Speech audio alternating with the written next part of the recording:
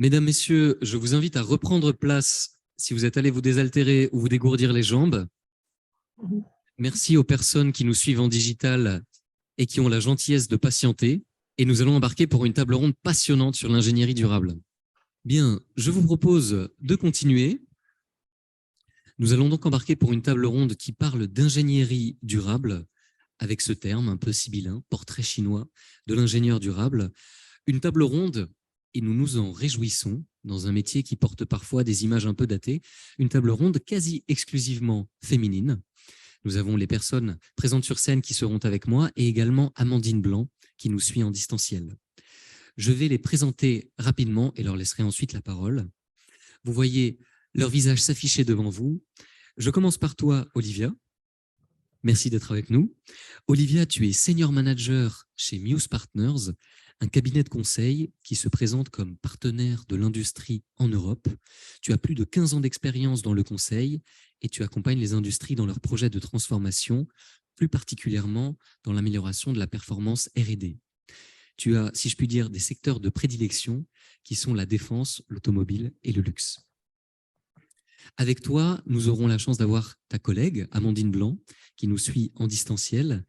Elle est également manager chez Muse Partners, Muse qui est le cabinet avec lequel nous avons co-conçu le parcours ingénierie durable. Amandine, tu as 13 années d'expérience dans le domaine du conseil, 5 ans d'expérience en tant que responsable communication et tu travailles principalement dans le secteur de l'aéronautique. Avec nous également, nous avons Aurore. Bonjour Aurore.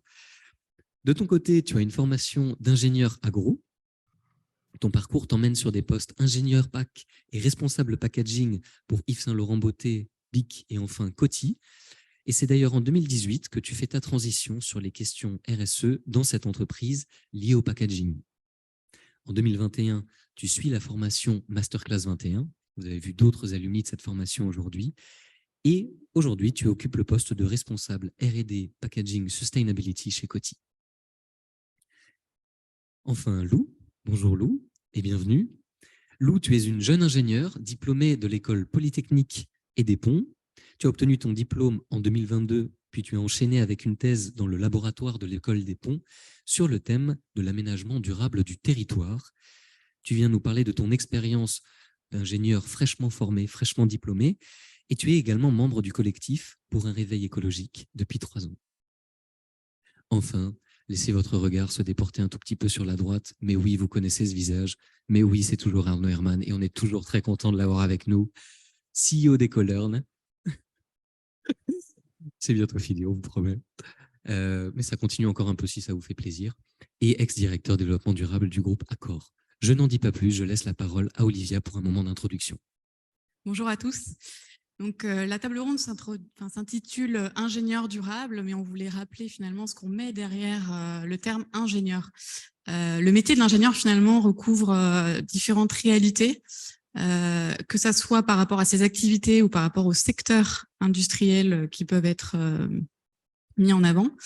Alors, les différentes activités, finalement, l'ingénieur, il peut être, si je regarde le cycle de vie en fait et la chaîne de valeur d'un produit dans l'industrie, on peut avoir des ingénieurs systèmes, on peut avoir des ingénieurs études, donc des ingénieurs mécaniques, électroniques, software, on peut avoir des ingénieurs méthodes, on peut avoir des ingénieurs qui du coup planifient la production, des ingénieurs qui suivent l'exécution de la production, des ingénieurs logistiques, des ingénieurs qualité, des ingénieurs maintenance. Donc le terme ingénieur recouvre plein de réalités différentes aujourd'hui et toutes ces typologies finalement d'activités sont soutenues par des processus, des méthodes et des outils. C'est le processus de conception-développement, d'industrialisation, de production, de distribution. Ces outils sont des outils, par exemple, de conception assistée par ordinateur, des outils de PLM, Product Lifecycle Management, des outils ERP, des outils SRM. Donc, il y a déjà tout un socle de processus, de méthodes et d'outils qui sont au service de l'ingénieur, qui ont dû évoluer ces dernières années par rapport à l'augmentation de la complexité produit, à l'augmentation de la diversité des produits, les besoins de réduction du time to market, et également aussi les réglementations qui se sont imposées de plus en plus. Je pense notamment ROHS et REACH. Donc, ce métier de l'ingénieur, il est déjà aujourd'hui un petit peu en évolution pour s'adapter au contexte du marché. Je laisse la parole à Amandine. En effet, Olivia, c'est un métier, donc je pense que le titre portrait chinois est tout à fait adapté et d'autant plus que c'est un métier en constante évolution depuis l'âge des pyramides jusqu'à plus récemment avec l'évolution dans les bureaux d'études de la planche à dessin vers la maquette numérique. Et donc, ce qui est important aujourd'hui pour l'ingénieur durable, c'est d'intégrer bien évidemment les enjeux techniques, financiers, mais aujourd'hui d'autant plus les enjeux environnementaux et sociétaux. Quand j'entends sociétaux, je parle des conditions de travail, mais aussi de l'emploi, il y a des enjeux aussi locaux.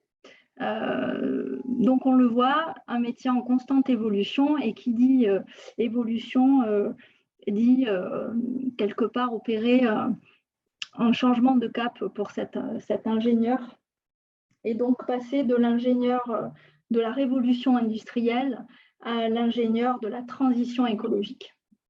Et pour ça, ce qui est d'autant plus important, et je fais écho peut-être à la table ronde précédente, qui va être au cœur c'est l'enjeu de formation et de développement des compétences, et notamment des savoir-faire et des savoir-être de l'ingénieur.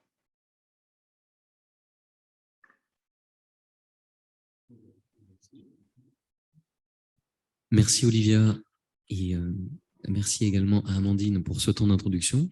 Nous allons pouvoir passer aux questions que j'adresse à Aurore, Olivia et Amandine. Aurore, tu peux commencer à répondre. On l'a vu, on l'a entendu dans cette introduction, le métier d'ingénieur est en constante évolution. Si on lie ça maintenant aux thématiques de durabilité, quels sont les changements dont toi tu peux témoigner au quotidien? Alors, au quotidien, effectivement, les choses ont changé, mais changent de manière lente. Moi, par expérience, donc ce que j'ai pu constater, c'est que les changements se sont vraiment accélérés lorsqu'on a eu une vision et un cadre clair, un engagement de la direction en fait par rapport à ces sujets de durabilité. Qui cadre dans lequel s'inscrit en fait le travail de l'ingénieur et plus largement de la R&D, donc qui va de la recherche au développement en fait des produits. Une bonne compréhension du sujet du top management qui prend également un certain temps et qui mobilise de l'énergie. Donc compréhension nécessaire en fait pour donner les moyens humains et financiers pour mettre en œuvre en fait cette transformation. Et ensuite au niveau du métier à proprement parler de l'ingénieur, ce qui change, c'est effectivement également une bonne compréhension en fait des sujets. C'est-à-dire qu'on n'arrive pas, en demandant aux équipes d'ingénieurs de travailler sur leur scope 3, parce que là, ça parle évidemment à personne. Donc, il y a beaucoup de pédagogie, de formation, et ensuite mise en place d'outils et de méthodes que pour la plupart des personnes au sein des équipes n'ont pas été apprises à l'école. Moi, j'ai eu absolument aucun cours sur l'éco-conception, aucun cours sur le changement climatique. Et j'avoue que ces notions-là sont finalement relativement récentes au sein des entreprises. Ce que j'ajouterais en termes de changement, c'est, et en tout cas plutôt en point important, c'est que l'ingénieur, il n'est pas tout seul, en tout cas l'ingénieur R&D, et que aujourd'hui, en fait, il travaille dans l'écosystème de l'entreprise, donc en lien avec les achats, avec les équipes marketing, avec la supply chain, les centres de fabrication et de distribution. et qui a un vrai sujet de coordination en fait des différentes roadmaps tout au sein de la chaîne de valeur et qui permet d'avoir une cohérence de gestion du sujet en interne.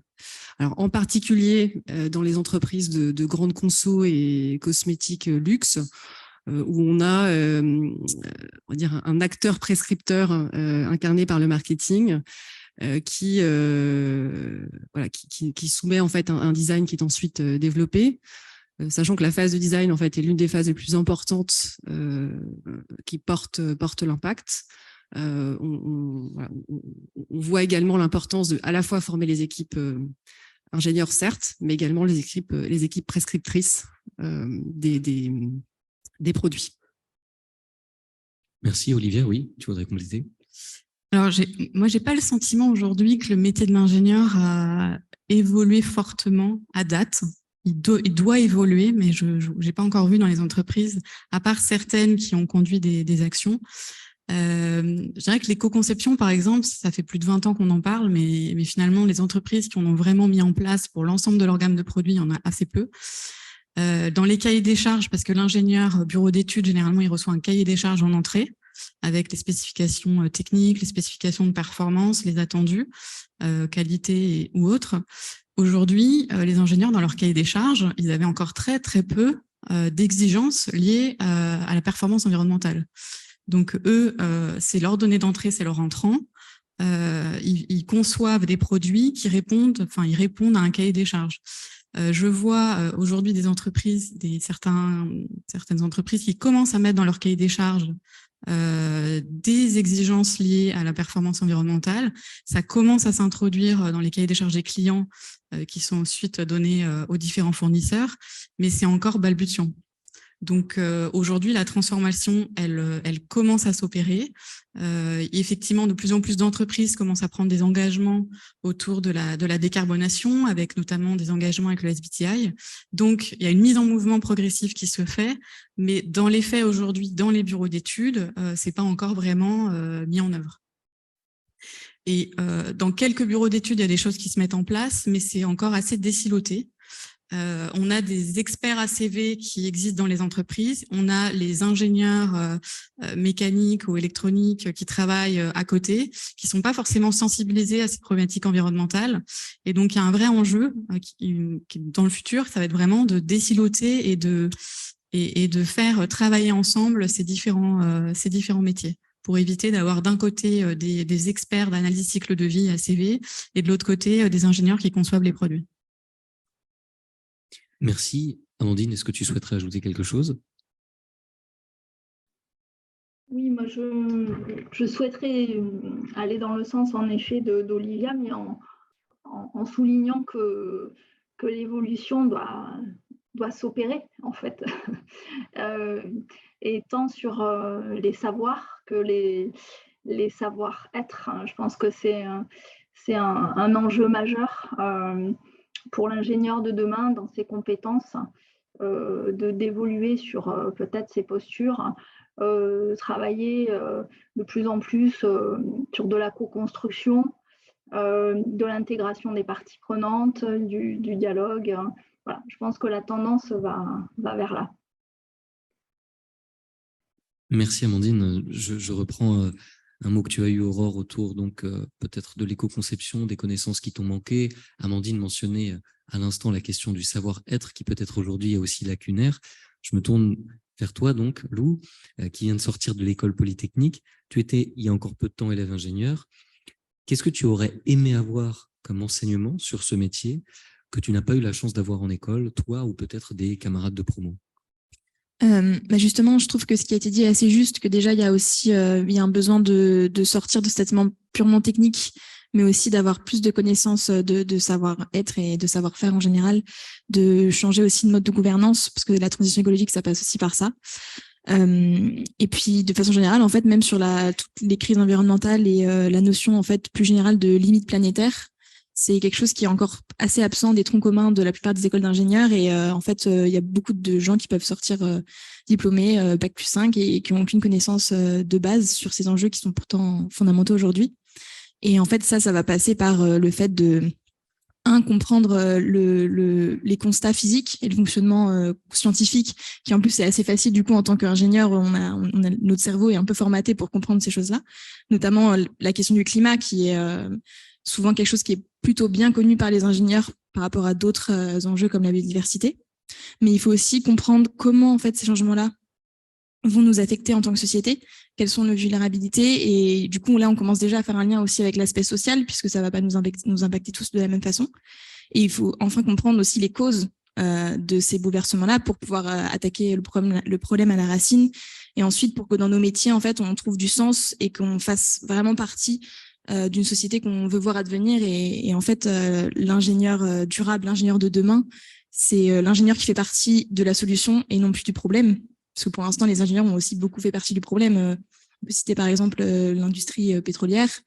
C'est des ingénieurs qui designent les puits de pétrole. Et aujourd'hui, on sait que les énergies fossiles sont la cause numéro 1 du changement climatique. Donc, en fait, c'est tout un système de pensée à changer. Et du coup, ça nécessite qu'en école, on nous apprenne à penser de cette façon assez systémique et à se dire, en fait, quel est le sens de ce que je fais et en quoi ça s'intègre dans la société dans laquelle je veux vivre, quoi. Très bien. Et donc, au sein du collectif que tu représentes aujourd'hui aussi pour un réveil écologique, cette idée de changer les mentalités, de faire évoluer les parcours de formation, comment est-ce que vous le portez concrètement sur la question des formations ingénieurs, mais peut-être plus généralement aussi? Oui, donc nous, on s'attaque beaucoup à essayer de transformer l'enseignement supérieur. Et pour ça, en fait, on a développé assez récemment, on a sorti un plaidoyer en 10 mesures clés de transformation directement des établissements, parce qu'aujourd'hui, c'est eux qui ont les clés, en fait, qui ont les choses en main. Les étudiants veulent que ça bouge. Du côté, en fait, au niveau du ministère, ils n'ont pas tant de pouvoir que ça, contrairement, par exemple, à l'enseignement secondaire où les programmes sont régis par le ministère. Mais dans le supérieur, il y a liberté d'enseignement. Donc, en fait, c'est aux établissements de s'emparer vraiment de ces sujets-là. Et du coup, l'idée, c'est de les faire évoluer sur 3 axes, qui est justement les axes de gouvernance, comment on implique tout le monde dans cette transition, que ce soit les étudiants, le personnel de l'établissement et les profs, évidemment, les enseignants-chercheurs et tout ça. Quelle connaissance, quel tronc commun, en fait, pour toutes les formations, pas du tout que les ingénieurs d'ailleurs, mais que ce soit aussi en université, dans toutes les formations du supérieur, en fait. Et puis aussi, il y a évidemment un enjeu de l'impact de l'école en elle-même, du campus, qui pour l'instant est en fait la première question qui est traitée. En général, quand on essaie de s'engager, on va faire en sorte de mettre en place le tri sur son école, etc. Mais nous, on essaie d'aller plus loin que ça et de vraiment juste parler de qu'est-ce qu'on apprend dans cette école, qu'est-ce qu'à la fin, qu'est-ce qu'on devient et quel rôle on joue dans la société une fois qu'on a fini nos études, quoi. Merci. Une question que j'adresse maintenant à tous les intervenantes qui sont avec nous. Puisque Arnaud, tu as aussi une formation à l'origine d'ingénieur. À votre avis, qu'est-ce qu'on attend de vous aujourd'hui et quelles sont les évolutions du métier et des formations qui sont à venir ou en germe? Je pense qu'effectivement, le sujet, la performance environnementale, elle va obligatoirement en fait s'insérer dans les formations, j'espère, le plus rapidement possible, le plus profondément possible, dans les entreprises de la même manière. Je pense que ce qui est important, c'est la notion de performance environnementale, qui est pour laquelle on commence à avoir quand même des outils robustes en fait de mesure, avec ces outils soient déployés et qu'on arrive à faire en sorte que les équipes s'approprient en fait ces outils. Pour en fait proposer, on va dire, l'excellence opérationnelle de demain, qui était très, on va dire, coût, qualité, délai jusqu'à il n'y a pas très longtemps. Voilà, d'intégrer cette notion de performance environnementale de manière systématique en fait dans les projets. Je rebondis aussi sur le rôle de l'ingénieur, où effectivement on a un peu tendance à peut-être à stigmatiser parfois cette fonction qui peut travailler sur des sujets, on va dire, très polluants, ou fabriquer des produits qui forcément ont un impact. Et je pense qu'il y a un vrai sujet dans la pédagogie aussi de déculpabilisation en fait des équipes par rapport à ça. voilà, avec un ingénieur qui est forcément voilà, acteur du changement et qui en plus, de par son parcours, on va dire un background qui lui permet tout à fait de comprendre les enjeux et sujets scientifiques voilà, qu'il peut y avoir derrière les enjeux climatiques, environnementaux au sens large. Par rapport aux formations, effectivement, les ingénieurs aujourd'hui dans les entreprises ont été formés il y a peut-être 10 ans, 20 ans, 30 ans. Ils n'avaient pas eu la chance d'avoir des formations autour de la performance environnementale ou très peu. Donc, je pense qu'il y a un vrai sujet aujourd'hui de former les ingénieurs qui sont en place dans les industries pour les acculturer, les sensibiliser, pour qu'ils prennent conscience en fait du sujet. Je pense que tous les ingénieurs, même les employés de manière générale, mais en tout cas les ingénieurs qui sont au cœur même de la conception et de l'industrialisation des produits, ont besoin d'être sensibilisés à cette problématique. Je pense qu'ils le sont aujourd'hui pas tous. Donc, il y a un vrai sujet de formation en entreprise.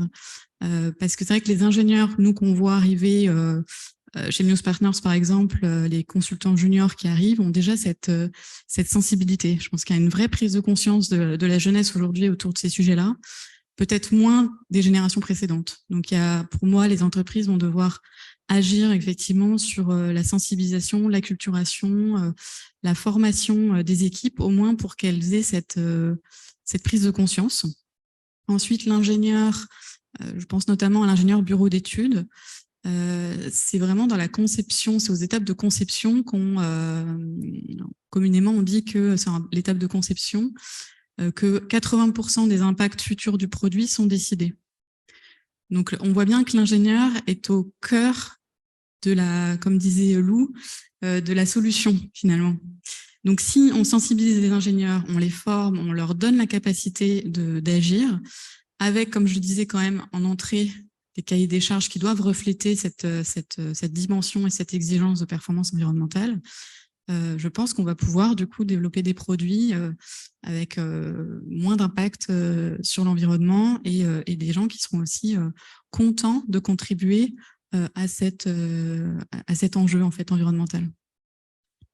Et si je peux rebondir, du coup, c'est vrai que du coup, moi, j'ai beaucoup parlé de l'enseignement supérieur, mais en fait, notre deuxième cheval de bataille aussi au sein du collectif, c'est de transformer les entreprises, parce que ça sert à rien d'être super formé si on va bosser pour des boîtes qui n'ont pas du tout saisi ces enjeux-là. Et un des leviers de transformation des entreprises, c'est notamment la formation de leurs employés. Et après, je pense qu'il faut aussi, je vais jouer un peu mon rôle de jeune militante, mais qu'il faut aussi aller au-delà de l'idée de performance environnementale, mais que en fait, il ne faut pas juste seulement qu'on se dise « Ok, je vais essayer de faire cette chose qu'on m'a demandé de faire en essayant de le faire le mieux possible », ce qui est déjà super bien. Hein. Mais il faut aussi se demander « Est-ce que ce produit qu'on va essayer de faire, est-ce qu'il a une utilité sociale ?» Et est-ce qu'il faut, il faut aussi interroger le pourquoi et pas seulement le comment. Et du coup, je pense que ça, c'est un peu l'étape d'après, quoi, d'aller encore plus loin dans le raisonnement et pour vraiment trouver du sens à son métier, je pense qu'il faut aussi faire des choses qui au final ont une utilité. Et si on fait juste des choses qui servent à rien mais qui ont le moins d'impact possible, je pense que ça peut être un peu déprimant au bout d'un moment pour les gens qui travaillent là-dedans, quoi. Merci. Je vais m'autoriser un commentaire parce que je suis ingénieur de formation, donc je me sens un peu légitime pour apporter une pierre à l'édifice, même si je me sens aussi un peu avec un syndrome de l'imposteur parce que je ne crois pas avoir jamais fait un vrai métier d'ingénieur depuis le début. Peut-être pour donner un point de vue d'organisme de formation, oui, il y a un travail de formation immense à réaliser et de rattrapage, malheureusement, parce que je suis d'accord avec toi, malheureusement, aujourd'hui, les écoles d'ingénieurs ne forment pas à ces questions-là ou très à la marge. Et tous les ingénieurs en poste ont ce travail de rattrapage à mettre en place. Mais en réalité, ce n'est pas ce qui m'inquiète le plus, en dehors de l'immensité du travail et de l'effort de formation à accomplir auprès de toute la profession. Mais on ne demande pas quelque chose de très compliqué en réalité à des ingénieurs et ils sont câblés pour ça. Ce que je veux dire, c'est que on va leur présenter une méthode qu'ils maîtrisent déjà quasiment, parce que la vision au cycle de vie, c'est quelque chose de très répandu aujourd'hui dans les métiers d'ingénieur. On va leur apporter une démonstration scientifique dont ils ont l'habitude de maîtriser les tenants et aboutissants, si ce n'est que ça porte sur une thématique un peu différente de ce qu'on maîtrise habituellement. Et on va dérouler des process et des méthodes qui sont leur quotidien. Donc, maîtriser une quantification environnementale ou maîtriser une démarche d'éco-conception, en dehors du caractère nouveau d'apprentissage d'une méthode un peu différente, la mise en œuvre en réalité sera assez facile. Donc, je ne pense pas que la difficulté viendra beaucoup de là, et je ne sais pas si tu pourras confirmer, enfin, vous pourrez confirmer ou pas me dire, Donc, il y a un enjeu de délai parce qu'il ne faut pas trop tarder et il y a un volume de personnes informées qui est conséquent. Mais l'effort de formation n'est pas si important et la vitesse d'exécution sera assez rapide puisque je suis à peu près convaincu que les ingénieurs… Enfin, j'avais par le passé, par exemple, fait une mission il y a une dizaine d'années chez Airbus qui voulait mettre en place un système de management de l'environnement dans sa conception. Voilà, ils ont des process hyper robustes, donc ils avaient des priorités. Priorité numéro 1, c'est la sécurité. Priorité numéro 2, c'est la performance économique et notamment l'intensité de consommation de carburant de l'avion. Et à partir du moment où on leur ajoute une priorité numéro 3, qui est la performance environnementale, et ben voilà, ils déroulent. Donc voilà, on a juste rajouté des paramètres dans un logiciel et ils savent faire. Donc je caricature peut-être un peu beaucoup, mais encore une fois, c'est pas ce qui m'inquiète le plus. J'aimais beaucoup ce que tu disais, parce que ce qui va être nouveau pour le métier d'ingénieur, c'est que il va probablement devoir sortir un peu plus du cadre, interpeller un peu plus le cahier des charges, sortir de son domaine de confort et de son domaine, le silo, mais c'est un peu propre à la démarche de développement durable dans tous les métiers, mais encore plus le métier d'ingénieur, parce que comme tu le rappelais, c'est lui qui a la main sur la performance étendue du produit et du process. Et donc, ça va être le rôle, je pense, de l'ingénieur et de la profession d'aller aussi à la rencontre et de déclencher la rencontre avec les métiers du marketing pour mieux interagir avec le consommateur, d'aller à la rencontre avec les métiers des achats pour s'assurer que les solutions qui sont envisagées sont implémentables et sont capables d'être prises en compte par les fournisseurs dans les processus industriels que les fournisseurs peuvent déployer, aller à la rencontre avec les collectivités et les acteurs territoriaux pour vérifier les impacts et les nuisances que peuvent occasionner les procédés, etc. Et ça, alors, je pense que c'est des choses qui existent, mais ça va probablement nécessiter une nouvelle approche et un nouveau mindset de l'ingénieur. Et puis, tu présentais très bien les différents écosystèmes dans lesquels l'ingénieur interagit. Et il y en a un autre, et qui sera, à mon avis, encore plus compliqué, qui est un vrai enjeu pour ce métier d'ingénieur, c'est que on ne pourra pas trouver des solutions au-delà du premier ordre, ça des solutions structurellement beaucoup plus performantes en matière environnementale et sociale, sans s'inscrire dans un écosystème externe. Et typiquement, les démarches d'économie circulaire sont des très bonnes illustrations, mais pour trouver l'optimum d'un système dans sa performance environnementale et sociale, ce n'est pas envisageable à la seule échelle et aux seules barrières et frontières de l'entreprise. Et donc, ce sera aussi le rôle de l'ingénieur de s'inscrire dans des démarches partenariales, d'aller à la rencontre et de déclencher des interactions avec ces acteurs extérieurs à l'entreprise avec qui on peut créer des partenariats et construire cette vision étendue de collaboration, de partenariat, etc. Et donc ça, je pense que ça renvoie plus à une attitude de l'ingénieur qu'à un savoir-faire technique qui, lui, ne posera pas de problème et qui me paraît important de développer pour permettre d'optimiser le système dans son ensemble. Merci Arnaud. Amandine, est-ce que tu souhaites ajouter quelque chose? Bon, je hoche la tête parce que je suis parfaitement d'accord avec ce qui vient d'être dit. Et je pense qu'en effet, dans les challenges à venir, ce sera vraiment au niveau de la posture de l'ingénieur, de l'intégration des parties prenantes dans les arbitrages à mener. Donc voilà, le challenge, je dirais, ce serait dans la validation des choix techniques, de prendre en compte le partage et la vulgarisation des impacts auprès des parties prenantes et prendre des décisions collectives. Merci. Une dernière question, peut-être avant de passer au temps de questions-réponses avec vous. Lou, tu as employé une formule intéressante qui disait « L'ingénieur est expert pour répondre à la question du comment, mais on ne lui a jamais vraiment appris, à lui ou à elle, la question du pourquoi ». Et je généralise donc à la question du sens, qui a traversé un peu comme un fil rouge d'autres tables rondes aujourd'hui. Comment est-ce qu'on explore cette question du sens aujourd'hui quand on est ingénieur? J'allais juste rebondir aussi sur ce que disait Arnaud. J'accompagne aussi des entreprises dans les programmes de transformation sur l'accompagnement au changement. Et l'accompagnement au changement, ce n'est pas uniquement de la communication et de la formation, mais c'est aussi les premières étapes de l'accompagnement au changement, c'est créer du sens, le awareness, créer le désir, l'envie de changer, et ensuite vient la formation. Et donc, c'est vrai que je pense que quand je reparlais tout à l'heure des ingénieurs qui sont aujourd'hui en poste, avant de leur dire, bah voilà, pour éco-concevoir, il faut faire ça, ça, ça, je pense qu'il y a des vraies actions préalables avant la formation qui va être de créer du sens, de d'expliquer la raison d'être, le pourquoi l'entreprise veut changer, pourquoi on va demander à l'ingénieur de changer et d'évoluer, et de lui donner envie de changer pour qu'il soit aussi acteur. Parce que sinon, on va lui faire la formation, il va dire oui, ok, mais bon, s'il n'a pas l'envie et qu'il n'a pas compris pourquoi, il n'aura peut-être pas la volonté de changer. Donc, je pense que ce sens, certains jeunes aujourd'hui l'ont. Je vois dans l'entreprise, comme je disais, les jeunes qu'on recrute aujourd'hui cherchent des emplois qui ont du sens pour eux, où ils sentent qu'ils agissent positivement pour la planète, que ce soit dans l'aspect environnemental ou sociétal. Mais je pense aussi que le sens, il faut que l'entreprise donne du sens aux employés, qu'ils comprennent pourquoi l'entreprise doit changer, pourquoi elle doit s'adapter. Ouais, je pense que pour questionner cette question du sens, déjà, il y a besoin de prendre du recul et justement je pense que cette vision systémique et de comprendre en fait quel rôle on joue, quel rouage on est dans le système, et dans quel système on est inscrit, permet de voir justement quel est le sens qu'on donne à notre métier. Et en fait, c'est quelque chose qui est très présent, notamment dans ma génération, mais pas seulement, parce qu'on se rend compte que notre emploi, c'est quand même une majeure partie de notre temps qu'on consacre à ça. Et donc, il y a beaucoup de gens en fait qui se rendent compte qu'ils peuvent plus se satisfaire d'avoir un métier, peu importe ce qu'il est, mais puis d'avoir des engagements, par exemple, associatifs à côté, mais qui parfois en fait se contredisent directement. Et quand on passe 35 heures par semaine à bosser sur un sujet, on a envie que ça soit en accord avec nos valeurs. Et donc, je pense que d'un point de vue ingénieur, je pense ça rejoint aussi la question de l'ouverture aux sciences humaines, etc. Parce que en fait, c'est vraiment comprendre le monde dans lequel on vit et comprendre du coup le rôle qu'on y joue et voir si c'est en accord avec nos valeurs. Et je pense qu'en tant qu'ingénieur, il y a beaucoup de gens qui vont considérer ça, chacun le considérera un peu à sa manière. Certains le considéreront de façon peut-être très chiffrée ou se dire, je bosse dans les énergies renouvelables, j'ai tel rôle.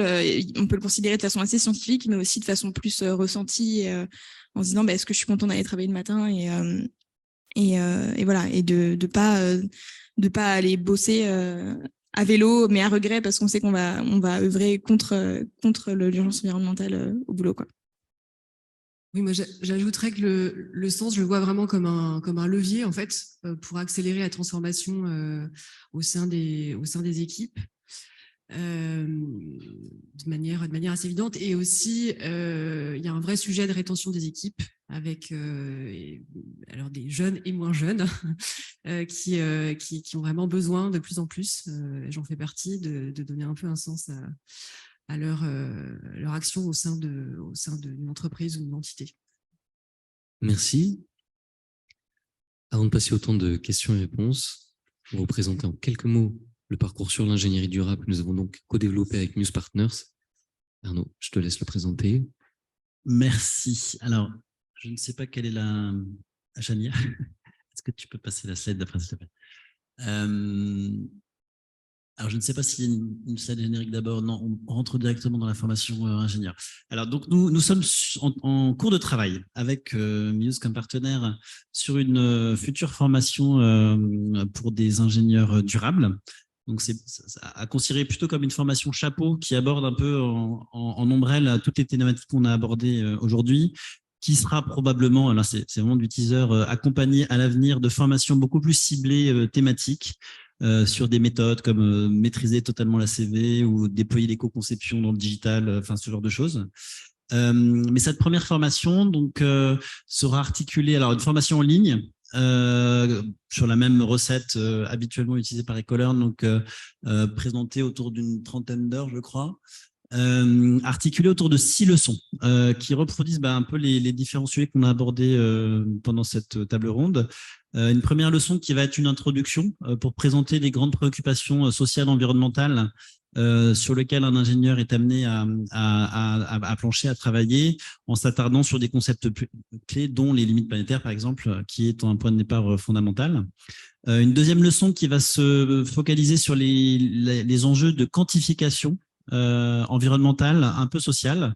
Donc, on va s'attarder sur les méthodes d'empreinte climat et d'empreinte environnementale, sur les méthodes d'analyse de cycle de vie, et on fait un détour par la méthode d'analyse de cycle de vie sociale, puisque même si c'est vrai que l'ingénieur a une prise plus directe et plus facile et plus évidente avec les questions environnementales, qui sont très scientifiques, il y a une dimension sociale malgré tout qu'il ne faut pas oublier.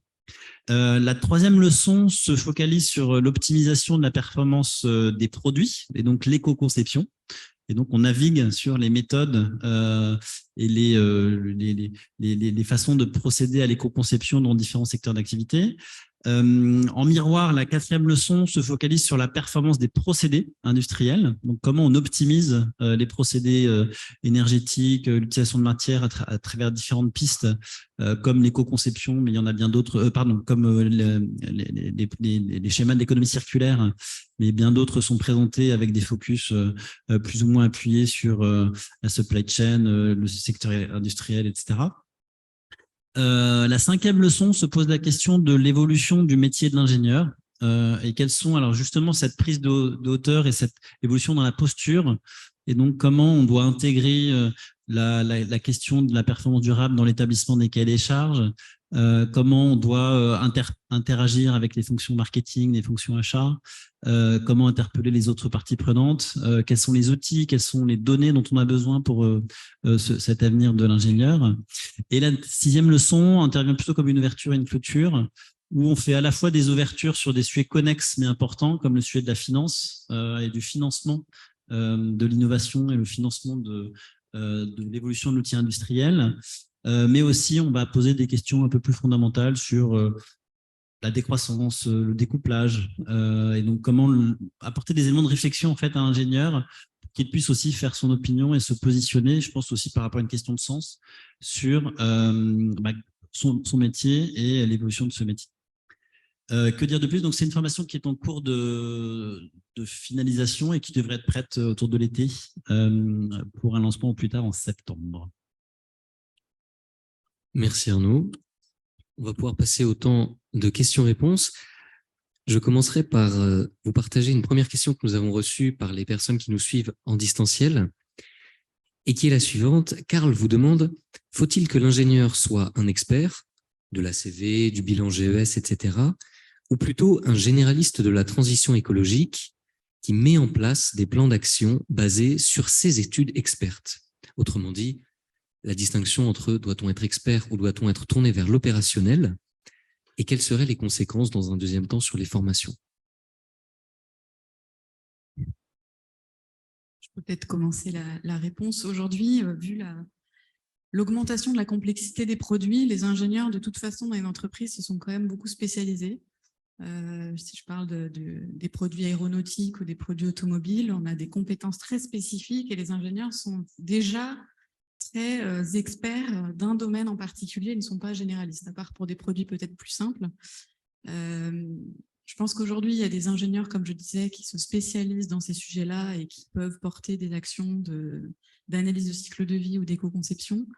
Je pense qu'aujourd'hui, imaginer un ingénieur généraliste sur les problématiques environnementales, il ne pourra pas tout porter. On est obligé d'avoir des ingénieurs experts sur ces sujets environnementaux, mais je pense que le mot d'ordre, c'est quand même la collaboration, le désilotage,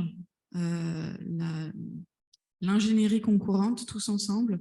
Donc, ce qu'il va falloir développer, c'est vraiment le travail du collectif pour que les ingénieurs qui sont spécialisés dans une discipline particulière du développement des produits ou de la conception des produits puissent déjà avoir cette sensibilité et puissent savoir dialoguer avec des gens qui vont être experts sur les sujets environnementaux, qui parlent le même vocabulaire, qui aient à peu près le même langage pour pouvoir échanger entre eux.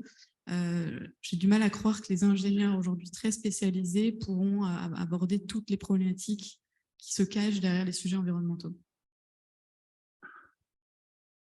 Je valide complètement ce que tu viens de dire. Je pense qu'on peut pas demander en fait à l'ensemble en fait des équipes de devenir des experts environnementaux, climat, etc. Enfin, il y a la formation, on va dire relativement basique, relativement complexe. Je pense que le fonctionnement de toute façon est d'autant plus efficace effectivement avec des équipes expertes qui viennent en support en fait des équipes alors sensibilisées et formées néanmoins, mais des équipes développement produit en tout cas en ce qui nous concerne.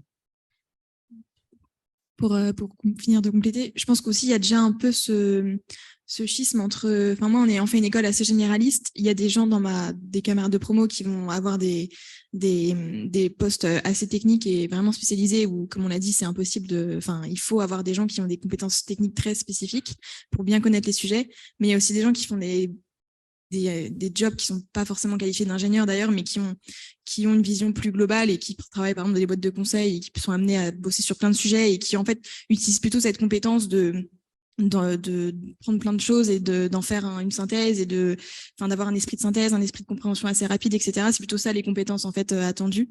Et du coup, je pense qu'il y a déjà ces deux. Je pense que c'est important d'avoir les deux et qu'en fait l'ingénieur peut aussi servir en fait de lien entre la société et la technologie et la science en général. C'est aussi le rôle qu'on peut vouloir jouer dans la société. Et du coup, il faut effectivement des gens qui sont très pointus dans leur domaine et d'autres qui sont capables d'un peu synthétiser tout ça et faire le lien, quoi. Est-ce que nous avons dans la salle une autre question? Oui, merci pour vos témoignages.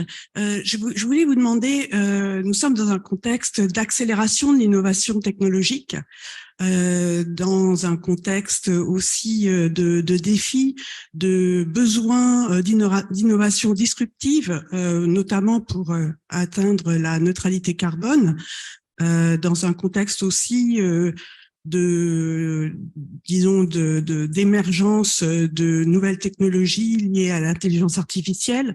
Et donc, comment est-ce que l'ingénieur peut, se positionner dans cette course à l'innovation disruptive face aux challenges du climat, notamment, mais aussi de la biodiversité? Aujourd'hui, il y a des méthodes qui permettent l'innovation. Donc, je pense notamment à l'analyse fonctionnelle, au design thinking, qui permettent de sortir un peu du cadre et de réfléchir à d'autres, à la fonctionnalité du produit avant même le produit lui-même. Donc, ça permet déjà d'étendre un peu et d'essayer d'innover pour sortir des choses. Après, généralement, il y a des labs aussi dans les entreprises qui font de la veille en fait sur des startups, sur les innovations. Il y a des acteurs des entreprises qui participent à des congrès, donc je pense à des congrès à Las Vegas ou autres qui permettent de se tenir au courant de tous ces sujets-là. Donc, généralement, les ingénieurs, il y a des projets d'innovation dans l'entreprise, il y a le bureau d'études qui va venir se nourrir un petit peu de ces projets d'innovation. Donc, l'innovation, avant qu'elle soit mise en œuvre, bien, il peut y avoir parfois un petit peu de temps. Mais pour moi, les entreprises ont généralement un département innovation qui soit développe lui-même des innovations, soit fait de la veille pour se tenir au courant et embarquer après ces innovations dans les projets qui vont être développés pour les clients. J'ai envie de répondre différemment, parce que la question que vous posez est très juste et c'est finalement la question du progrès. On est dans une société qui voue un culte au progrès technologique, qui nous a amenés où nous sommes, avec à la fois les bénéfices et les inconvénients. Et je pense que le rôle de l'ingénieur de demain, au-delà de tout ce qu'on a pu dire jusqu'à présent, ce sera aussi d'interroger quasi philosophiquement la notion de projet et de voir est-ce qu'une évolution technologique est nécessairement un bien-être et une plus-value pour l'individu et pour la collectivité. Alors, je vais prendre un exemple assez polémique, mais à dessein. La 5G, dont on a déjà, il y a eu des débats par le passé de savoir s'il fallait développer ou pas la 5G, mais je pense que c'est une question, c'est une évolution technologique autorisée sur laquelle on avait la technologie, les moyens, la capacité de développement, les financements. Mais la question mériterait d'être posée sur cette technologie comme de futur que nous n'avons pas encore inventé, sur est-ce que la 5G constitue un progrès apporté aux individus, aux collectivités, et à quel prix environnemental et à quel prix social. Et je pense que ces questions-là aujourd'hui sont des décisions politiques, mais un peu dans une forme d'inertie, de culte dans l'innovation perpétuelle. Et je pense que ce sera une vraie responsabilité d'ingénieurs de demain que de porter la question beaucoup plus frontalement, de se dire mais est-ce qu'on a vraiment besoin de développer la 5G? Alors je porte pas de réponse, hein, mais je porte plutôt l'interrogation de se dire est-ce que moi qui suis chargé de travailler sur le développement d'une technologie 5G et de son déploiement, ne faut-il pas établir un bilan social environnemental et choisir à dessein de se tourner vers ces technologies ou de proposer des pistes alternatives. Et donc, je pense que voilà, une des évolutions probablement à appréhender, c'est que il va falloir remettre en cause probablement cette approche de la technologie salvatrice. Et en disant cela, je ne dis pas qu'il faut arrêter d'innover et de rechercher des solutions qui sont positives et qui apportent des pistes de traitement de problématiques profondes, qu'elles soient environnementales, climatiques ou autres. Mais il y a probablement peut-être des technologies qui ne mériteraient pas d'être développées parce qu'on s'apercevrait que finalement la plus-value sociétale, elle n'est pas aussi importante que l'énergie, les ressources et compte tenu des impacts qu'elles peuvent générer. Ouais. Tu auras le mot de la fin. Je voulais dire que je suis complètement d'accord avec ce qui vient d'être dit et en plus, ces questions-là, il faut aussi qu'elles se posent pas seulement à l'échelle de l'ingénieur, mais en fait à l'échelle de la société dans son ensemble et qu'en fait, on commence à questionner cette notion de progrès et qu'on se mette d'accord tous ensemble sur on a cette idée-là. Est-ce qu'on développe ou pas? Est-ce que ça va être bénéfique pour la société? Et si oui, on y va. Et puis sinon, on reporte ou on annule, quoi. Et donc, c'est vraiment questionner cette innovation technologique qui, effectivement, est en constante accélération à notre échelle en tant qu'individu, mais aussi en tant que société. Appelons-nous le progrès. Je vous laisse avec cette question ouverte qui, j'espère, se nourrira de tous les éléments qui ont été partagés lors de l'échange de cette table ronde. Merci d'avoir participé. Nous avons une petite dizaine de minutes de battement avant la dernière table ronde de la journée avec un focus entreprise et un panel dont nous sommes aussi très fiers. Merci d'avoir participé. Les échanges peuvent continuer en off de la scène et avec les personnes qui nous suivent en digital. Et on espère vous avoir avec nous jusqu'à la fin de cette journée. Merci.